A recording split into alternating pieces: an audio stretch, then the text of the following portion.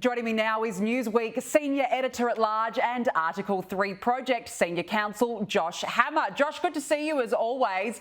Let's start with reports in the New York Post that operatives at the very highest level of the Democrat Party actually threatened Joe Biden with forcibly removing him from office unless he stepped down. It says the well-orchestrated coup to stop Biden seeking re-election has been in place for weeks, but the stubborn president fought against it at every step of the way. Josh, my question would be, well, if you knew this guy was mentally incompetent for so long, why wait until the 11th hour then to give him the boot? That is showing complete contempt for America. What do you think?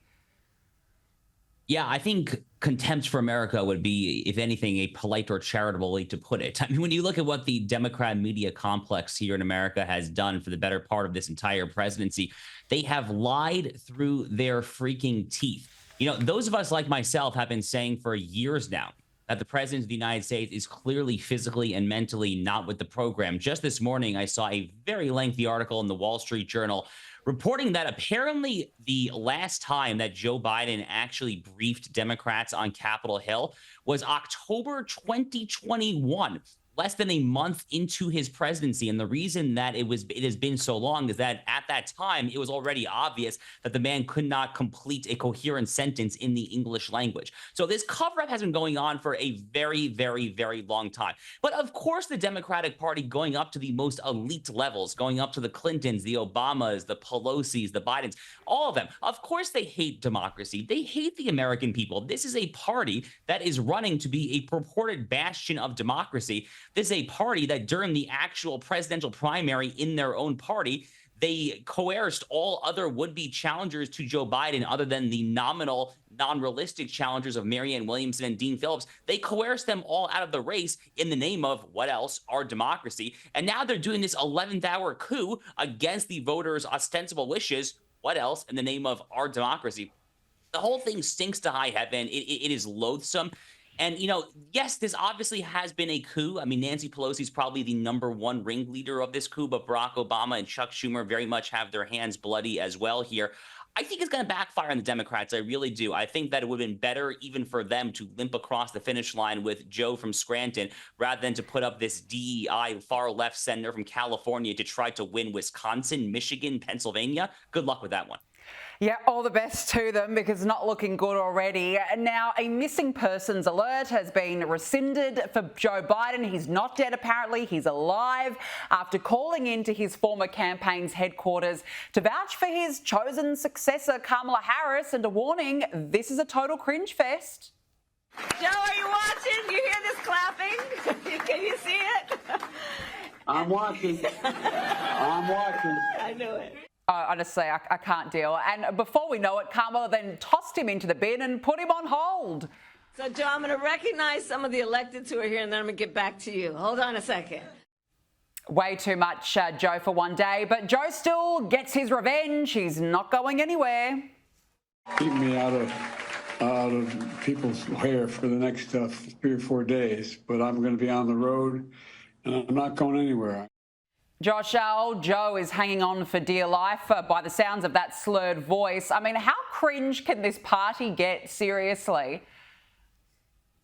Where is he? I mean, where is the president of the United States? I mean, what has happened to him?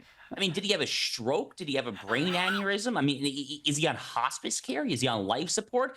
I mean, the American people deserve to know. I mean, what has happened here over the past 36 to 48 hours, I'm pretty sure, I'm a student of American history, this is pretty unprecedented in our history. To not only to not run for re-election, yes, there is some precedent for that. It has not been done since Lyndon Johnson read the room in 1968. He saw his unpopularity in the Vietnam War. He decided not to run. But in the modern era, in the digital era, the era of mass television, it has not been done, again, since 1968. So for him to do this via tweet, you know, I saw some wag on Twitter basically say that this is the equivalent of dating your boyfriend or girlfriend for like 5 or 6 years and then breaking up over text message. Sorry, honey. Sorry, it didn't work out. Good luck on the next one. No, be a man. Have a conversation. In this case, have a conversation with the American people. Get your butt there to the Oval Office. Get on NBC, CBS, ABC, primetime news and explain why it is that you apparently feel that you are not capable of running for re-election. yet you can somehow still hold the nuclear football. You can somehow still hold the codes to launch nuclear weapons against Xi Jinping and Vladimir Putin and the Ayatollahs in Tehran. None of this makes sense whatsoever. And meanwhile, America's enemies all throughout the world, the ones I just mentioned, are surely licking their chops because they know that there is not merely just an empty suit at the helm of the United States right now. There is no one. I am an American citizen. I do not know who is actually running the country. That should be troubling to anyone. Absolutely. You're spot on. I mean, the guy just writes a letter to America, disappears, phones in. I mean, where are you, Joe? You're exactly right, Josh. Now, look, Kamala Harris's campaign has raised more than $81 million in just 24 hours since Joe Biden stepped down. That is the largest amount raised in that time period by either party in this presidential election cycle. Are you surprised that the money is coming in thick and fast? No, I'm not shocked because I think a lot of Democratic donors have just been waiting to see how the Biden coup attempt plays out before they cut a new check. America's campaign finance legal regime is actually very complicated. Ironically, Democrats are mostly to blame for that because they are the ones who have constantly been seeking to add new onerous restrictions when it comes to campaign finance law. But to kind of cut to the chase here, there are serious legal questions in our U.S. code as to whether or not the money can simply transfer from Biden to Harris. So I have to imagine that there were any number of large Democratic donors, kind of the Trump derangement syndrome crowd, who were probably waiting to see how that played out before they went back to their checkbook.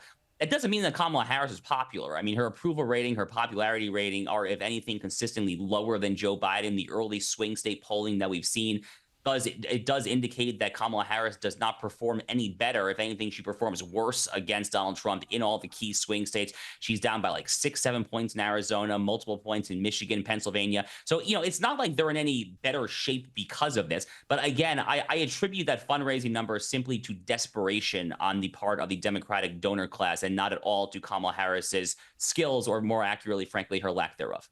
Well, let's take a look at some of that polling now. Republicans haven't won a presidential election in the state of New Hampshire since Y2K, but the New Hampshire Journal poll shows that Trump may be positioned to take home the state's 4 electoral votes, and that his quest was actually boosted by the Democratic nominee switch-up that just took place. But also have a look at this poll. Trump is ahead of Kamala 50% to 41% without leaners. But with leaners, Trump at 53%, Harris 47%. So, Josh, Trump's still ahead. How do you read these numbers? Yeah, look, I think Donald Trump and J.D. Vance, as of right now, are in good shape to be sworn in January 2025 as president and vice president of the United States. I think Democrats were between a rock and a hard place. I mean, they were in an utter disaster of their very own making. Again, they only have themselves to blame. They are the ones who have basically zipped their mouths and had this ridiculous cover-up for the past few years there. But as it pertains to trying to limp across the finish line with Joe Biden or going with the horrifically unpopular Kamala Harris, there was not a particularly appealing option. In theory, the slightly more appealing option would be to leapfrog both of them and go for Michelle Obama. But she apparently has no interest. And I have to be honest with you, I don't blame her at all. I mean, they have a very cozy life, the Obamas. They spend time up in Martha's Vineyard. They really control a lot of the strings. They're kind of puppeteers as it is, calling a lot of the shots without the need to get any accountability for the pushback. So between Harris and Biden, it's basically a loser's bet either way. The question that I have is who is going to be her running mate? Because this is kind of the equivalent of during the Battle of Midway during World War II of hopping on board to be the passenger on a kamikaze plane. I mean, this thing is going to crash and burn. It's a suicide mission. Who is she going to get to kind of waste his or her political talent on a failed vice presidential run? I have no idea, honestly.